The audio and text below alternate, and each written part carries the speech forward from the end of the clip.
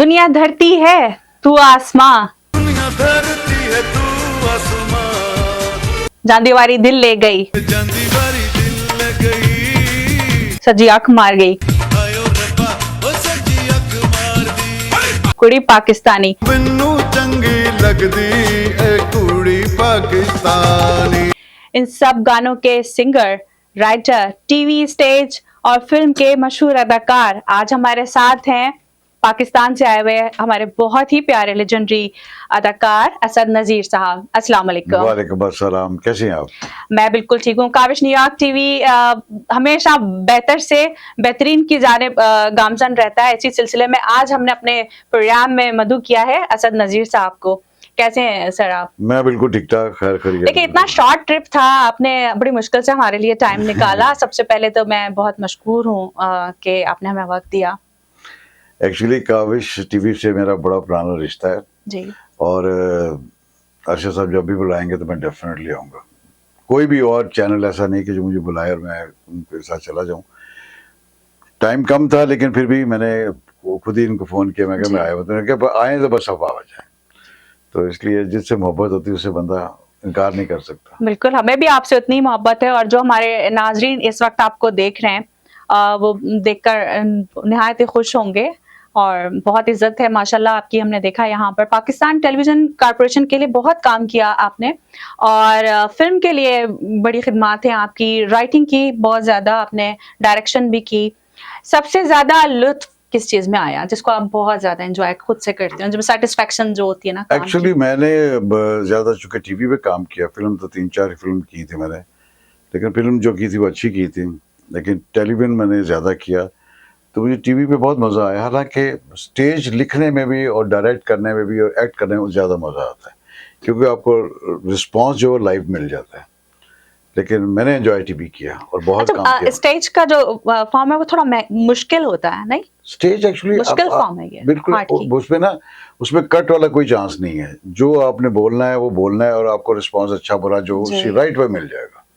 Drama TV का ना कि आप टीवी पे ड्रामा चल रहा है, दूसरे लोग यार अच्छा किया था या बहुत बुरा किया था, उधर आपको राइट पे सब कुछ पता चल जाता है कि आप क्या हैं।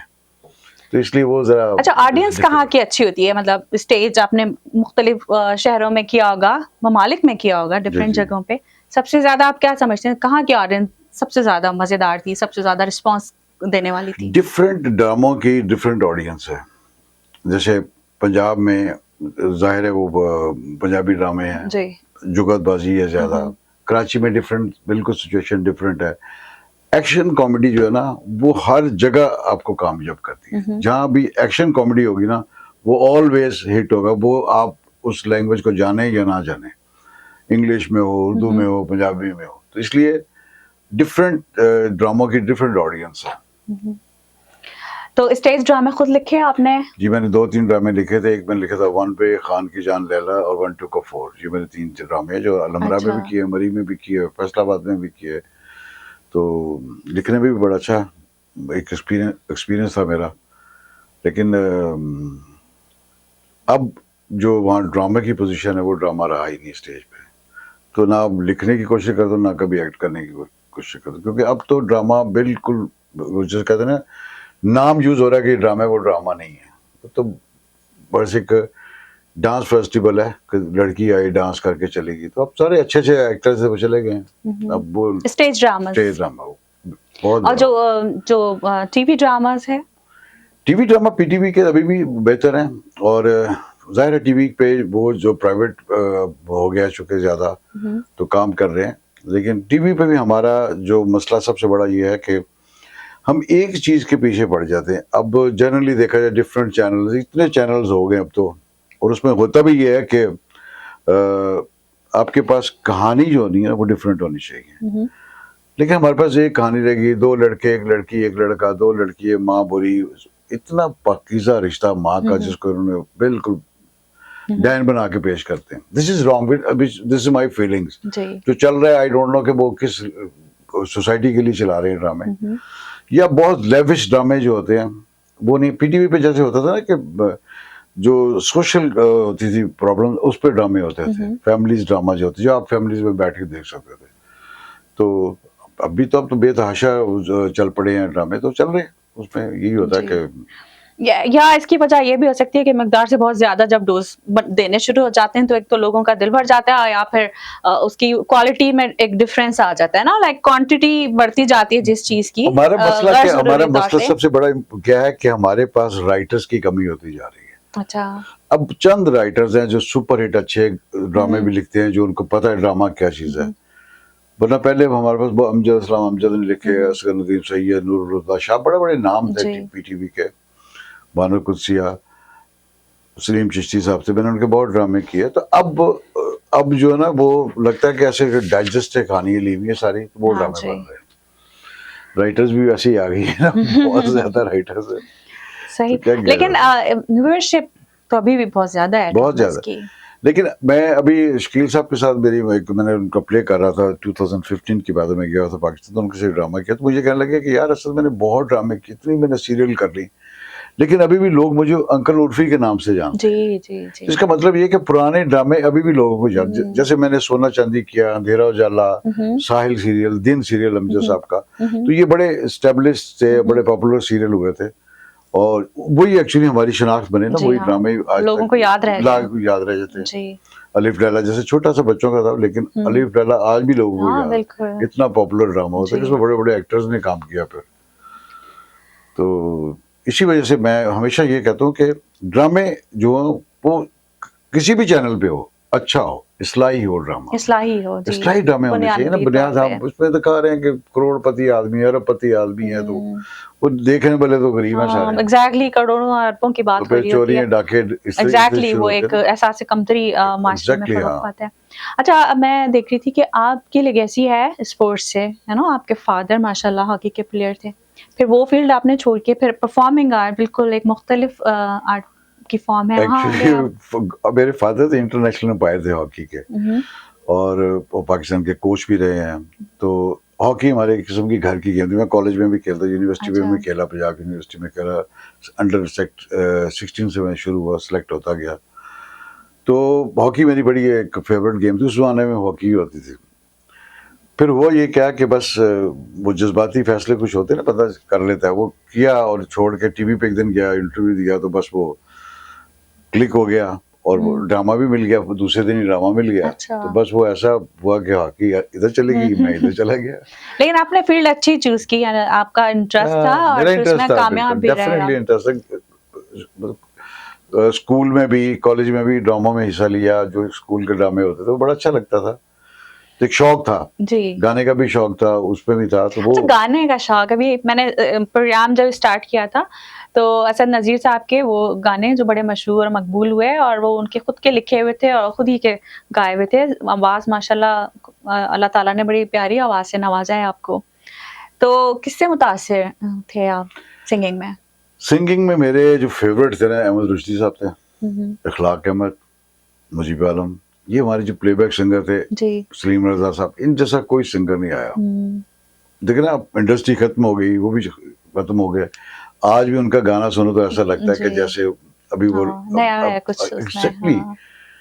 तो मैं रेट करता हूँ वैसे तो एज ए प्लेबैक सिंगर कि अहमद रुश्दी वाज नंबर 1 इन पाकिस्तान। बड़े बड़े अच्छे, सारे बहुत अच्छे सिंगर थे, ये नहीं मैं कहता, लेकिन एज ए प्लेबैक सिंगर वो बड़े अच्छे। जैसे अब वही बरात पे उन्होंने गाने जो पिक्चराइज होते हैं, जी। लगता है वही साहब ही गा रहे हैं। जी, बिल्कुल ऐसे ही ये लगता है। कॉम्बिनेशन बन जाता ना, जैसे सलीम रजा जब दर्पण और संतोष के पीछे गाता था तो लगता है दर्पण की आवाज है। ऐसे इंडिया में भी है, सारी जगह ऐसे ही है ना, कि एक आवाज आवाज़ सूट कर बिल्कुल जाती सूट है, करती है। किसी पे शाहरुख की कर गई, उदित नारायण की कर गई, ये तो वो फिर स्टेब्लिश हो जाते हैं।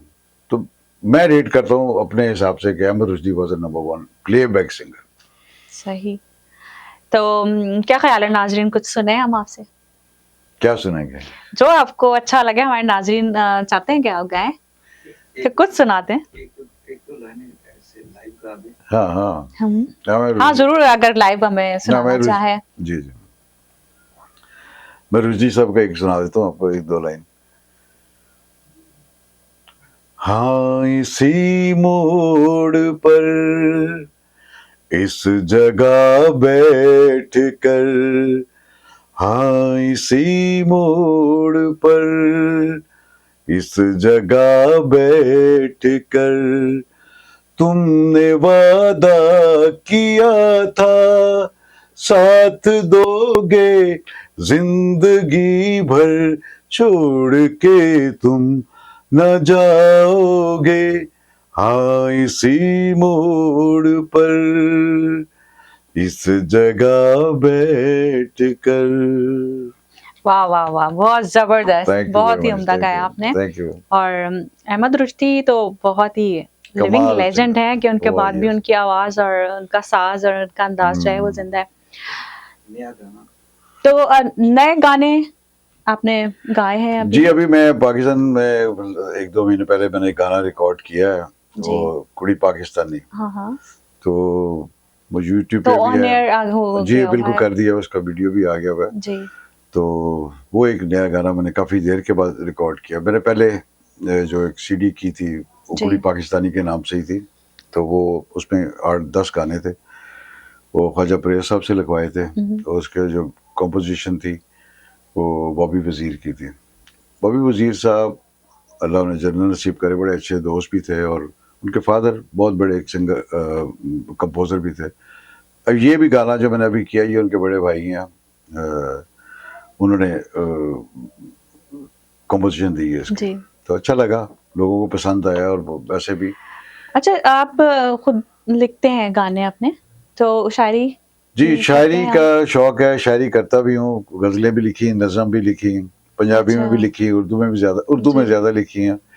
और गाना भी ऐसे ही चलते-चलते जी। कभी आता है तो वो एक उसका कंपोजिशन ज़हन में आती है तो मैं लिख लेता हूँ, तो फिर उसको प्रोड्यूस जी। करना तो म्यूज़िक डायरेक्टर का काम होता है, जी। तो उनसे फिर करवा लेता शायरी हूँ। आप गानों की खुद करते हैं? वैसे जो आपने शायरी कुछ सुनाए हैं नाज़रीन को, अगर आप इस वक्त कुछ याद है? क्या बताएं ज़िंदगी कैसा वैसी गुज़री। वैसी गुजरी, वाह तो जबरदस्त। एक मेरा और शेर, मुझे अपना एक शेर पसंद है कि चाँद भी मेरी तरह आवारा निकला, चाँद भी मेरी तरह आवारा निकला, जिस गली जाओ निकल आता है। वाह चांद पे वैसे ऐसे ही इल्जाम है आवारा मिजाजी का, एक साइंसी तौर पे देखें तो वो बेचारा हिलता एक नहीं एक अपनी वो जगह से। चाँद पे एक और शेर मुझे अच्छा लगता है, वो है कि बादलों से बस इतना ही गिला है, बादलों से बस इतना ही गिला है, ये मेरा चाँद छुपा लेते हैं।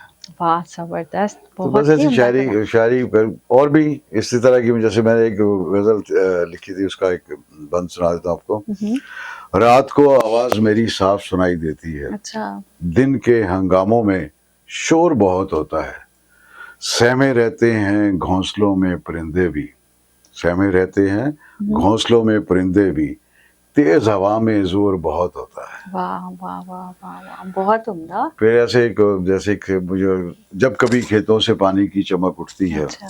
मुझको दहका का पसीना दिखाई देता है, फसलें पककर तो कट ही जाती हैं, बिन कटी फसल का धड़का लगा रहता है। वाह बहुत ये हालात जो पाकिस्तान के चल रहे हैं उसके हिसाब से अगर देखा जाए तो बड़ा फिट आता है शेर बहुत उसपे। अच्छा शेर है हाँ, वाकई।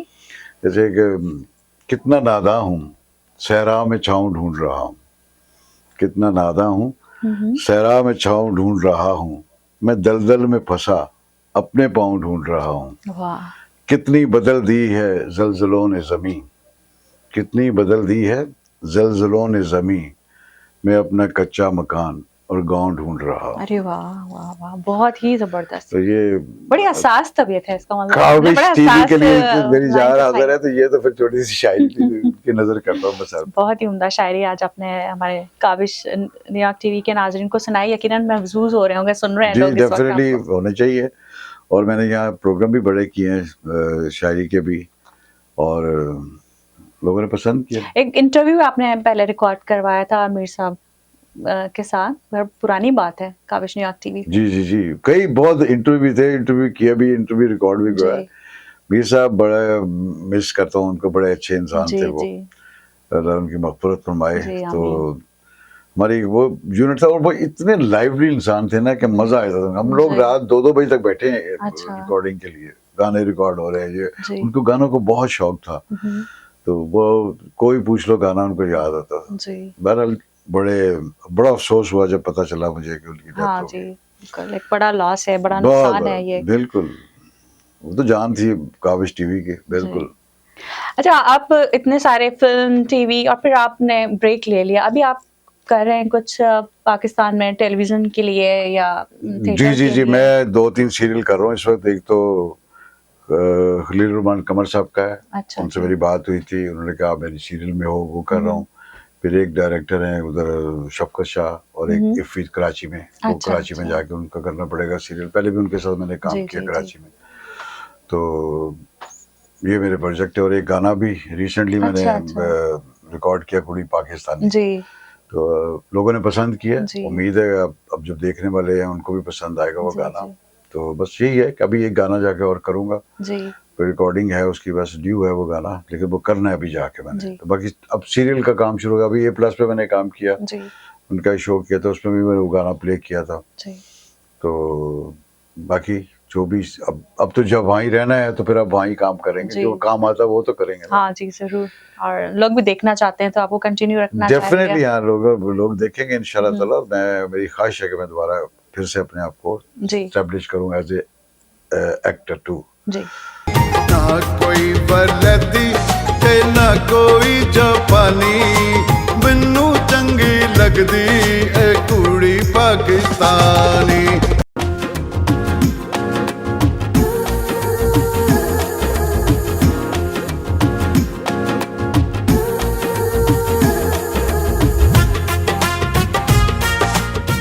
अच्छा अच्छा साहब हम बात कर रहे थे जब आप फिल्म्स में काम करते थे, बड़ी यादगार फिल्में आपने बनाई। तो कौन कौन सी फिल्में थी? आखिरी मुजरा मुझे याद है उसमें आपने काम किया था, सुल्तान राही के साथ आपने बड़ा अच्छा काम किया।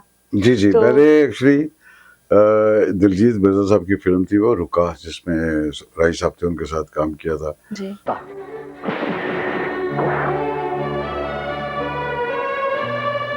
शर्म आनी चाहिए तुम्हें एक बेबस इंसान पर हाथ उठाते हुए। बुरा लगा तुम्हें, बैड लग। लो भाई, हाथ मजनू को पड़ा है, चोट लैला के दिल पर लगी। Shut up. है, अपने इन गुलाबी होंठों से एक दफा फिर शट अप बोलो जानेमन। फिर मैंने 88 में जावेद फाजिल साहब की फिल्म की थी, उसमें बाबरा थी, जी बाबरा के साथ काम किया। और फिर 94 में मैंने की थी शमीवारा के साथ जी आखिरी मुजरा। फिल्म का एक्सपीरियंस अच्छा रहा मेरा, बड़ा अच्छा रहा। और बस वो that was my last film in fact. फिर उसके बाद मैं न्यूयॉर्क आ गया था 95 में, तो उसके बाद तो फिर मैं फिल्म कर नहीं सका। लेकिन इब्तिदा अच्छी थी, अच्छे रोल, अच्छे डायरेक्टर थे ये सारे। शमीम आरा बहुत बड़ा नाम है, शमी बाबर महाराज, शरीफ। जवेद फाजिल, बाबरा शरीफ, जी उसमें सारे, नीली, जवेद शेख, सारे उसमें थे। रीमा अब तो खैर वो अब बड़ी स्टार हो गई है। उसमें तो पहली पहली फिल्म थी उसकी। दोनों फिल्में एक्चुअली रीमा ही थी। तो राय साहब वाज वेरी ग्रेट। एक दफा राय साहब का मुझे वाकया की याद आ रहा है कि मैं स्टूडियो जा रहा था, तो इलामा इकबाल टाउन जो है ना, वहाँ मेरी गाड़ी पंचर हो गई। जी अब मैं खड़ा हूँ और बड़ा स्टाइलिश, अपने वाइट पैंट और वाइट शर्ट पहन के जा रहे, हीरो नहीं होते जैसे वो जा रहा। इतना में गाड़ी आके रुकी, आगे चली गई, फिर वापस आई रिवर्स करके। वो राय साहब बैठे थे, कहने लगे बेटा थोड़े पैसे पा के ना एक साइकिल ले लो। मैंने कहा राय साहब मैं इंतजार करो, कोई बंदा है तो उसे मिल जाएगा। फिर उन्होंने अपने ड्राइवर से कहा हाँ कि यार तुम आप मेरे साथ आ जाओ, तो कहते ये स्टूडियो लेके आओ गाड़ी। तो राय साहब बहुत, he was very lively person, बहुत अच्छे थे। और राय साहब को बस जिंदगी ने इतना टाइम नहीं दिया, लेकिन उन्होंने एक इंडस्ट्री का बोझ सर पे उठाया हुआ था। जी he was a legend, he was a legend. जी बड़े बड़े हमारे इंडस्ट्री के, और उसके बाद एक इंडस्ट्री खत्म हो गई ना। जी जी सारे बड़े बड़े ट्राइयां की, जो भी आया राय साहब बड़ा। अब राय साहब का एक अपना स्टाइल है, हाँ, कैक हर पसाना बंदे का एक अपना स्टाइल है। जी तो वो ये नहीं हो सकता कि हर बंदा ही अब वो राय बनने की कोशिश करे, बड़ा मुश्किल नहीं हो सकता कोई। अच्छा नीलाम घर से भी बड़ी यादें हैं आपकी, कुछ वहां से शेयर करें हमारे वो साथ। नीलाम घर से ऐसे था कि मैं टीवी पे जब काम कर रहा था ना, तो मुझे गजनफर साहब ने कहा कि यार कुछ, उनका कोई असिस्टेंट था, वो नहीं था, कहना यार जी। तुम असिस्ट कर दो जरा तारिक साहब को ना। तो मैंने कहा अच्छा चलो, अभी मैं फारिग हूँ तो मैं कर ही देता हूँ। तो मैं उनके साथ तो काम करता था, जो तारिक साहब थे। जी और हमने वो सिलेक्ट करने होते थे, सवाल जवाब जो भी होते वो सारे अलग अलग कर रहे थे। तो वो काम कोई तरह नहीं था, लेकिन चूंकि स्टूडियो में रिकॉर्डिंग थी तो हमें उधर होना पड़ता जी था। तो एक मुझे बल्कि वाकया एक याद आ गया, वो तारिक साहब का। वो बैठे थे, अब उस कमरे में कोई और नहीं आ सकता था, हम 3 लोग होते थे, तो बैठे हुए हैं, तो वो पियन आया, उसने कहा कि तारिक साहब से वो कि खवातीन आई हैं आपसे मिलना चाह रही हैं। तो उन्होंने देखा पियन की तरफ, बोला वो बेस वॉइस थी ना उनकी जी। बड़ी, आगे बैठ के जी अस्सलाम वालेकुम तारिक साहब। तो उनकी तरफ देखा, तारिक साहब आपने मुझे पहचाना नहीं? उन्होंने कहा हम्म, वो आंटी की मिली थी ना हमारे, अब कराची में वो आप गए थे, आए थे, वहाँ शादी थी, तो उस मेरी मुलाकात आपसे आंटी ने करवाई थी, काफ़ी पुरानी बात है। तो कहते हैं दरअसल माजी में जो लोग पीछे रहते हैं एक धुंधला सा खाका बन जाते हैं। मैं और गदर बस अपनी हंसी को जो ढोल उनका की एक स्टाइल था। ओफ। हाँ वो जाहिर है वो, फिर वो अब वो एक तो बोलते वैसा थे, जी। ऊपर से वो सीधी सीधी बात भी नहीं करते थे। मतलब कहते- शायराना बात हाँ, किया। वो शायराना, शायर बहुत बड़ा शायर थे। जी। वो कैसा था भाई मुझे नहीं पता, याद नहीं यस, है। हाँ। भाई माजी में जो लोग पीछे रह जाते हैं एक धुंधला सा खाका बन जाते हैं। बड़े बड़े मजा आता था। जी। अच्छा, आलिफ लैला बड़ा मशहूर था सिटकॉम, पाकिस्तान टेलीविजन पे जी, बचपन जी, में हमने जी। देखा, उसमें भी काम किया आपने। और बेतहाशा प्रोग्राम किए बेतहाशा? उसमें मैंने जी, हाँ। उसमें भी बड़े बड़े हादसे होते थे। अच्छा। एक दफा हम लोग काम कर रहे थे, तो उन्हें बदी जुबान थे मेरे साथ, जी। मैं उनको कह रहा था आप खैमा एक पीछे लगा हुआ है, मैं कहा आप अंदर तशरीफ लाएं, अंदर बैठ के हम बात करते जी। हैं। 2-3 दफा का, फिर उसका प्लीज आप आए। अब प्लीज आलिफ बोल दिया, लैला। आलिफ लैला प्लीज बोला, और एडिटर ने कमाल कर दिया, ऊपर से प्रोड्यूसर ने भी देखा, प्रीव्यू भी हुआ, अच्छा, ऑन एयर और चला। एयर चला गया। इस तरह बड़े, एक दफा वो तौकीर नासिर के साथ मैं काम कर रहा था, जी। तो मेरे हाथ में काला घोड़ा था, उसके हाथ में व्हाइट घोड़ा, वो भी सौदागर थे। जी। तो मैं बात करता करता काले घोड़े पे हाथ रखता तो वो कॉन्शियस रहता, नहीं करता। अच्छा। वो देखा रुई जाने का क्या हुआ है, कहती ये मुझे स्टैब्लिश करने की कोशिश कर रहा है कि मैं काला हूँ। मैं कहा यार तू काला है तो मैं क्या कर सकता, मैं तो घोड़े पे हाथ करूँ, तेरे मुंह पे तो नहीं फेरा। वो बड़ा बड़ा मजा आता था वहाँ। एक दफा जुबैर था, वो जिन बना हुआ है। अच्छा। अब जब जिन में निकला चिराग से, तो फरमाई ये मेरे आका क्या होते हैं, ऐसे खड़ा हुआ है, तो हाथ में राडो घड़ी पहनी है। सब ऑन जा रहा है। छोटे छोटे प्लेस है ना, उनको कोई अहमियत नहीं इतनी देते। फिर बाद में वही क्लासिक है। एग्जैक्टली CTV क्लासिक हमारे पास बन आज गया। भी देखे वो, जी, और अभी भी मैंने बल्कि देखते हैं। अभी जीएम साहब से मेरी मुलाकात हुई, तो मैंने कहा कि वो रिपीट करें, जी। लोग वो देखना चाह रहे चाहते हैं। हैं, वो हाँ। सारा हर दौर में वो ड्रामे हिट हैं, हाँ वो जी। बड़े अच्छे। वो बड़ी अच्छी मेमोरीज हैं आपकी। बड़ा मजा आता था वहाँ, बड़ा टीवी पे हमने एंजॉय किया बहुत। एक मैं प्ले कर रहा था पंजाबी का, टोल बजा टोल, हम्म, तो उसमें वो एक बंदा है जो गांव से शहर चला गया। जी। अब शहर जाके वो पढ़ा नहीं है बिल्कुल, तो वैसे ही आ गया। तो माँ जब गई उसको स्टेशन पर लेने के लिए, तो एक ढोल वाला उसके साथ रखा हुआ है, जो भी कोई बात करता वो कहता है टोल बजा ढोल बजा। तो इस तरह एक टेलीग्राम आता है, तो वो टेलीग्राम पढ़ता है ना, तो अब उसको पढ़ना तो आता नहीं है, तो उसने एक रटा हुआ होता है, ये ढोल ये वो खैर खरीद, वो खैर खरीद है, और कहता है टोली ने टोल बजा तू। तो एंड में दिखाया था कि वो मारते। अच्छा, उसे मारा जब जिस वक्त ना, तो उसे क्लोजअप वहां करना था उस ड्रामे का, वो बंदे ने सच्ची मुझे मेरे सर में मार दी बहुत जोर से। ऐसे अंधेरा जाला में भी ऐसे हुआ, अच्छा। ऐसे बंदूक ही मार दी मेरे सर ओह में। My God. हम भाग रहे हैं तो पुलिस पकड़ती है, हम रुक जाते हैं। अच्छा। तो हम लोग कहा था डायरेक्टर ने हम नीचे बैठ जाएंगे, नीचे ओरिजिनल मेरे सर में मार दी, मैं तो जमीन पे। तो ऐसे से हादसे बड़े होते हैं टीवी पे। सही। जैसे बड़े- मुझे एक याद है, शहजाद साहब का मैं प्ले कर रहा था, that was my first leading role, सराब ड्रामा था, एक हकीकत एक अफसाना में। उसमें एक एंड में सीन था बड़ा अच्छा कि बाप वो कहता है मैंने इस लड़की, अमेरिकन लड़की होती है, उससे शादी करनी है, अपनी मंगेतर को छोड़ने होता है, तो बाप मुझे थप्पड़ मारता है। तो शहजाद साहब ने कहा था ओरिजिनल थप्पड़ मारना है। अच्छा। मैंने कहा ओरिजिनल? कहता हाँ ओरिजिनल बढ़ेगा तो एक्सप्रेशन तुम्हारा अच्छा आएगा। अच्छा। लो जी, थप्पड़ पड़ा, आप यकीन करें मेरा स्टूडियो सारा ऐसे घूम गया मेरे अच्छा। ओरिजिनल थप्पड़। खैर वो सीन बड़ा अच्छा हो गया। तो इस हम ऐसे मॉनिटर पर देख रहे थे सीन। उसके बाद शाह साहब कहते हैं वन मोर टेक। मैं कह नहीं, खुदा आ गया वास्ते नहीं, शाह साहब नहीं कहते नहीं वन मोर। वो मैं सोच रहा हूँ कि ज्यादा अच्छी होगी, फिर की। अच्छा। फिर पड़ा ओरिजिनल था पर। अच्छा, तो वो शायद उससे उनके हाँ, पॉइंट ऑफ व्यू से अच्छी होगी डायरेक्टर। खैर वो थप्पड़ भी और रोया भी। अब जब उन्होंने ड्रामा ऑन एयर किया ना, तो पहली वाली टेक लगाई हुई, तो मैं हम लोग उनके बदो भाभी की, हम घर में बैठे हुए थे, बदो भाभी थी, शाह साहब उधर ही देख रहे थे लाहौर में ना, तो मैंने कहा आपने वो पहली वाली टेक क्यों नहीं लगाई, पहली वाली लगाई, दूसरी क्यों नहीं लगाई, जी, तो बहुत दोबारा अच्छी लगे, हाँ। कहते हाँ वो दूसरी इसलिए नहीं लगी, जो तुम एंटर हुए तो तुम्हारे मुंह के ऊपर थप्पड़ का निशान था, हाँ। पहले से निशान था। सही, ऐसे ऐसे सही। डायरेक्टर थे हाँ, उन्होंने नोट कि किया और हाँ उसको कि वो हो skip ये कर तो दिया। कहता मैंने कट नहीं कराया, मैं कि चल रहा तो चल रहा तो ओरिजिनल भी थप्पड़ पड़े हुए जी। हैं बड़ा बड़ा। तो यादगार चीजें हैं ना, आप लोग भी खुद एंजॉय करते हैं सेट्स पे। अब देख वो सेट में बड़ा एंजॉयमेंट होती है बहुत अच्छा। कई ऐसे भी होते हैं सिफारिशी भी आते थे ना, अच्छा। तो कहते light on recording camera on camera start किया तो टांगे ऐसे अच्छा, फिर वो नहीं कर हाँ, सकते होंगे हाँ, फिर। दोबारा करेंगे। अच्छा। वो मैंने कहा ये लेटर है जो सिफारिशी मिनिस्टर का लेके आया हुआ ना जैसे काम, हाँ, सिफारिश तो चलती नहीं वहां, तो वही Exactly, होगा आप जो acting, आप performing जो art बंदा में नहीं कर करेगा, सकते, उसमें बड़े-बड़े talent है, वही आगे जा वही सकता बड़ी बड़ी टेक के हुई वहाँ। अच्छा, अभी हम फिल्म पे बात कर रहे थे तो मुझे फिर गाने याद आ गए आपके। हाँ आपको सुनाना पड़ेगा कोई गाने हमें। मैं गाना सुना देता आपकी हूँ माशाल्लाह पहले। अच्छी आवाज है और बड़ी फीलिंग के साथ गाते हैं आप। मैं एक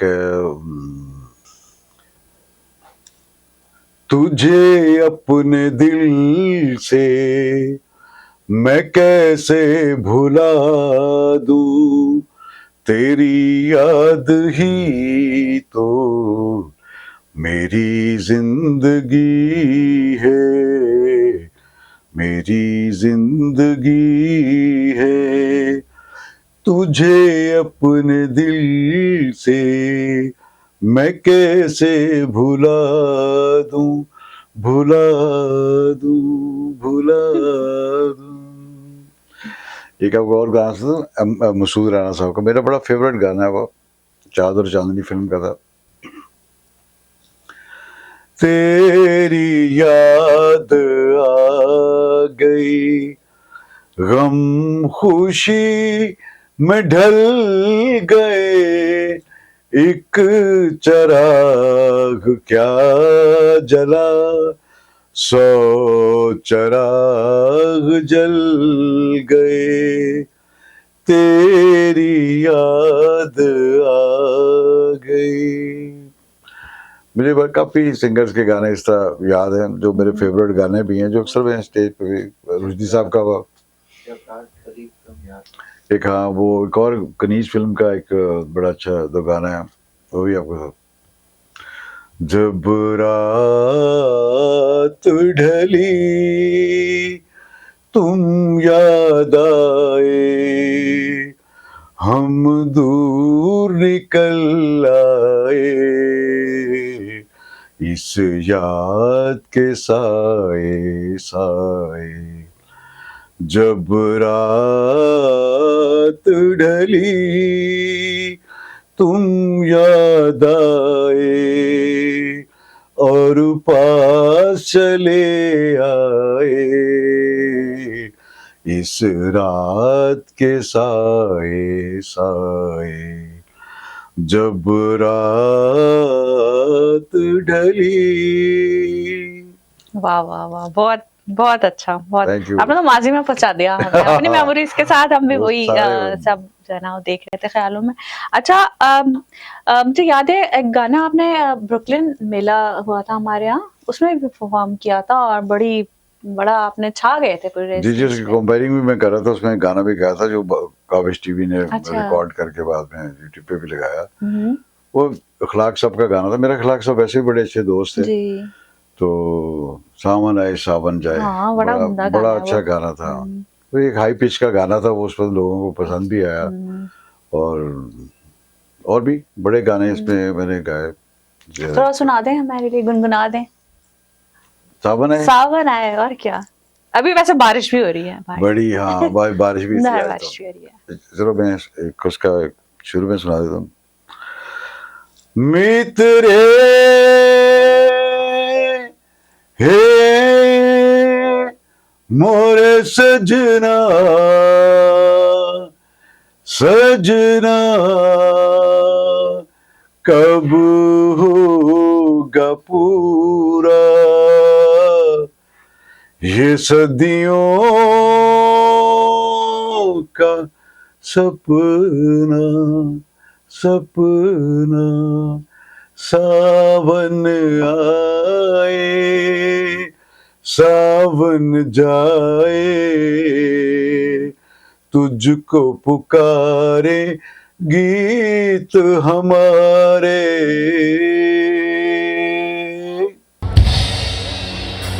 बीत रे मोरे सजना सजना कब होगा पूरा ये सदियों का सपना सपना। सावन आए सावन जाए तुझको पुकारे गीत हमारे।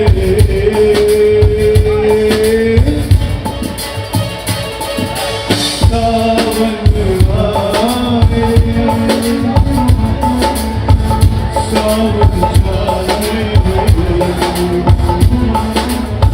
तुझको पुकारे गीत हमारे।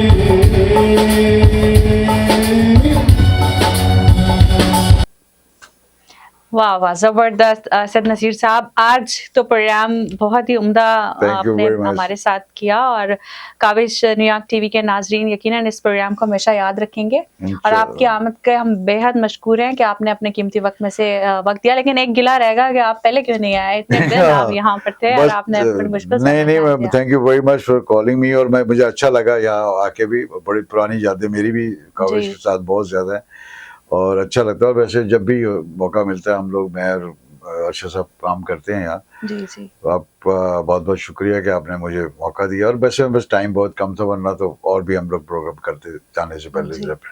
And thank you very much. और ख़वातीन हज़रात, thank you very much for watching this beautiful programme और स्टे विद काविश टीवी। बहुत शुक्रिया हमारे साथ देने का।